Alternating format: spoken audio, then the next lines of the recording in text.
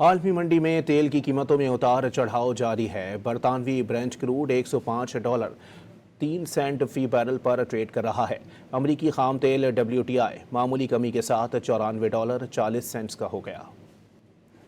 आलमी मंडी में तेल की कीमतों में उतार चढ़ाव जारी है। बरतानवी ब्रेंट क्रूड $105.03 फी बैरल पर ट्रेड कर रहा है।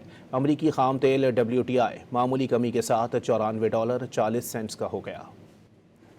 आलमी मंडी में तेल की कीमतों में उतार चढ़ाव जारी है। बरतानवी ब्रेंट क्रूड $105.03 फी बैरल पर ट्रेड कर रहा है। अमरीकी खाम तेल WTI मामूली कमी के साथ $94.40 का हो गया।